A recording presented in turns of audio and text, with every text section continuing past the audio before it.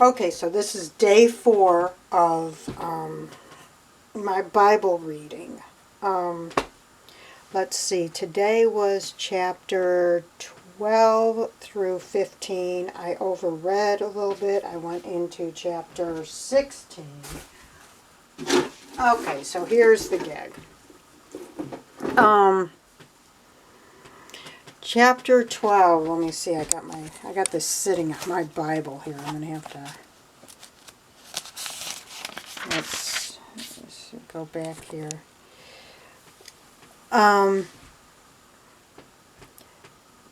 Let's see, there was a famine in the land. Sarah left Egypt.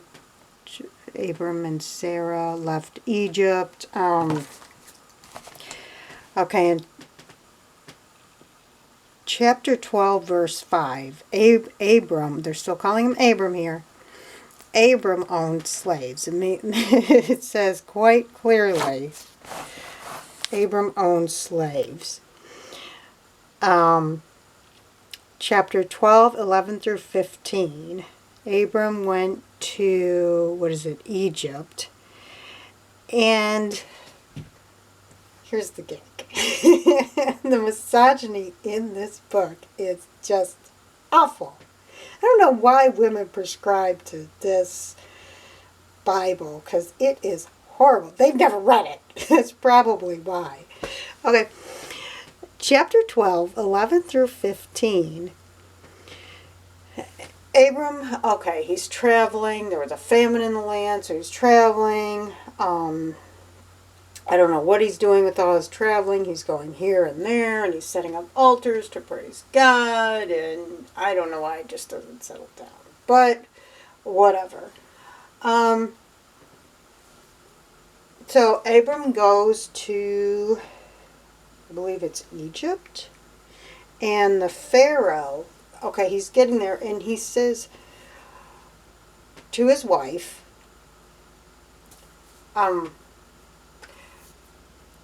you're really good looking. The Pharaoh's going to want to take you as his wife, and he'll kill me so he can get you. So tell him you're my sister. So this 2-bit whore of a husband, it says, I'm more worried about my life than you being repeatedly raped.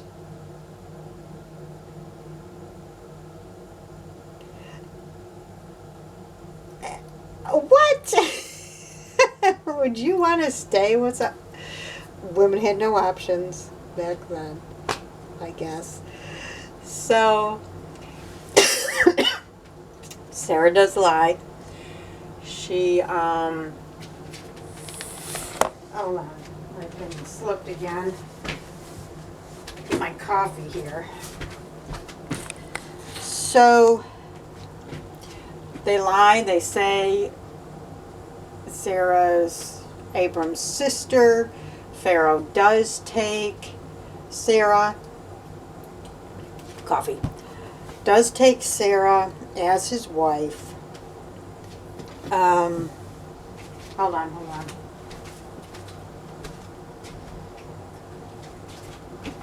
Got my vape too. And Abram is very compensated for this. Let me rape your sister and I will give you he-goats and she-goats and female slaves so you can rape them. And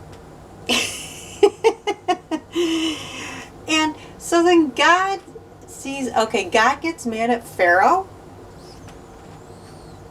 for taking Sarah as his wife, as his sex slave. Let's just call it what it is. Sarah had no choice in that. As his sex slave. So God gets mad at Pharaoh, sends a plague. Okay, so Pharaoh had no idea. Okay, guilty of rape, but God did not condemn him for the rape. He condemns him for raping somebody else's, for Abram's, raping Abram's wife, not just somebody else's wife. I guess God's just looking out for Abram. Abram's the only one that matters, not his wife. His wife's feelings do not matter at all in any of this. Don't punish him for rape. Punish him for having sex with Abram's wife, even though Pharaoh didn't know it was Abram's wife because Abram told him it was his sister. How does any of this make any sense? Okay, so somehow, and so Pharaoh somehow figures out that, how does he figure out that this is the reason these plagues are coming to his household? He takes Sarah, this isn't explained, so he takes Sarah back to Abram and says, why didn't you tell me this was your wife? Take your wife and get out of here. So then Abram goes back to the place where he had built an altar for God, but he didn't stay there originally because I guess there was a famine or something. I don't know if the famine was going on there. It was never explained why he left that place. But he goes back to the place. Why? I don't know. It wasn't good the first time. Why is he going back there? Anyway, so he goes back to this place where he built an altar. And they keep talking about this terebinth. I think that's the name of it. Some type of tree. I had to look it up. It was terebinth. I looked it up. It's a tree. They keep talking about these trees. What's so special about these trees? I looked them up. They do make nice shade trees, but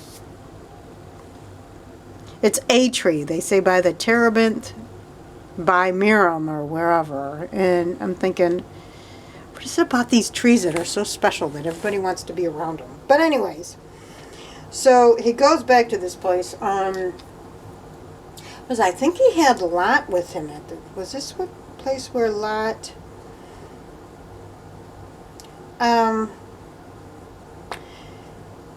Let's see. I read up to. Okay. Okay, it's chapter 14. And this is one of the things that we're not usually told. When told stories in Sunday school about Lot. Okay, Abraham and Lot, they were together. Now this part we're told. There was infighting between Lot and Abram's herdsmen and slaves and whatever. So Abram says, we got to split up because I don't want us to be getting all mad at each other over all this. So why don't we just split up and stay friends? You choose where you want to go, and wherever you go, I'll go in the opposite direction. So Lot sees that Sodom is looking good. It has nice green lush fields. It has a river running through it. So he says, I'll go over there, because it looked like it was a good tillable, usable area to live. So Lot goes over there. Abram goes the opposite way. And Lot was stolen. I think the point's trying to be made here. I don't exactly know what the point is. I'm thinking it's Abram's constantly bailing Lot out of trouble. Some kings are going to battle with each other, and one of the kings gets everybody in Sodom, takes all their goods and food, all their supplies, all their people, including Lot, and I believe his wife. I believe they said his wife. They got his wife too. So Abram, when he finds this out, he goes over to, oh goodness, let's see, I can't remember where he took them. And, return victor over, that's a long word. Chedorlaomer. I'm not sure if that was a place or the king. A lot of the times the places were named after the kings. Anyways, he took him, Abram, and it says 300 and some odd of his slaves and workers, and took back Lot. I guess they had a battle, and they took back Lot and all the people of Sodom and all their possessions, and then brought them back to the king of Sodom, Melchizedek, I guess. And the king said, see, this is kind of confusing. It said that Abram gave him the tenth of everything, but then the king of Sodom said, why don't you give me the people and the goods you can keep? But Abraham said that, I don't want anybody to say that I made I made Abram rich by giving him all this, letting him keep all this stuff. So apparently he gave everything back to the king of Sodom, which I don't know what that part is. It seems like there's bits and pieces of these stories and a lot of it's missing. So whatever parchment or scroll or whatever they got this on, it seems like a lot of these, it seems like it's starting to get to a point and then it just disappears and you're like, okay, I need the rest of the story to know what this point is that's trying to be made, and it just kind of ends there. It's like, nope, I don't want any of your stuff. In case somebody says it, you made me rich by letting me keep all this stuff. End of story. What was that all about? I don't know. Chapter 15.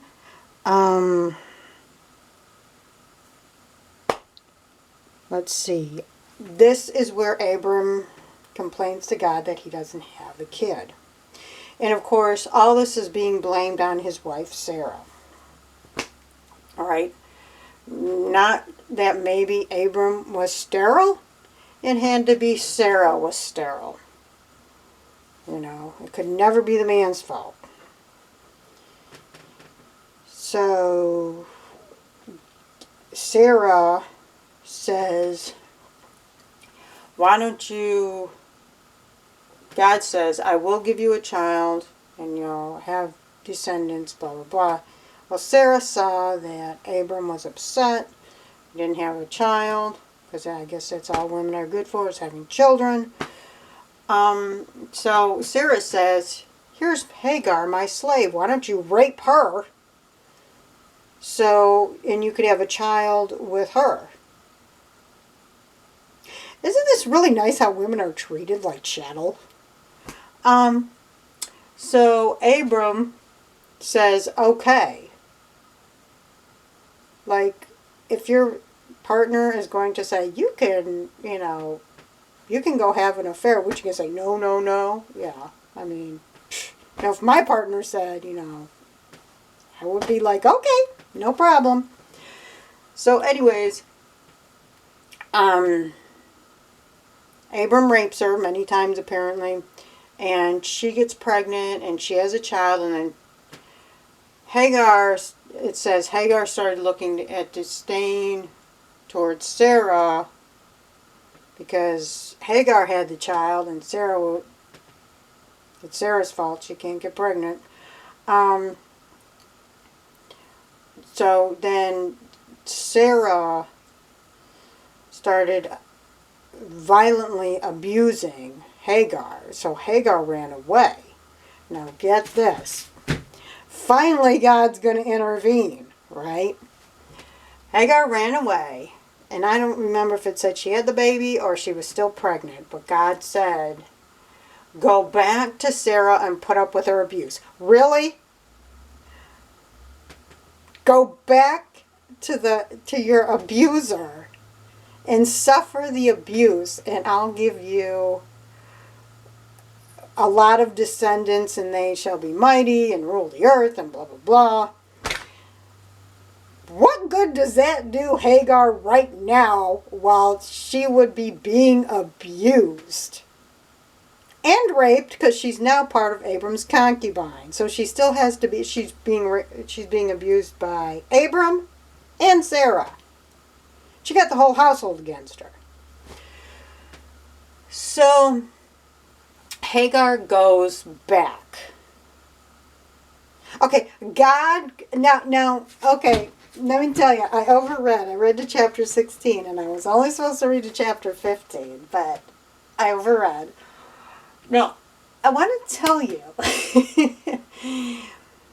the next chapter, or the chapter after it, God's going to come and give them a child anyways.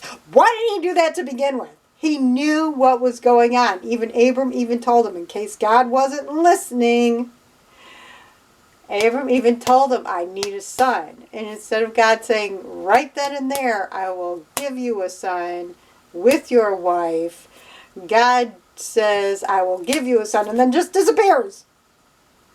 Okay? So all this stuff with Hagar being raped and being violently beaten didn't have to happen. So anyways, I don't know, I'm up to chapter 16 right now.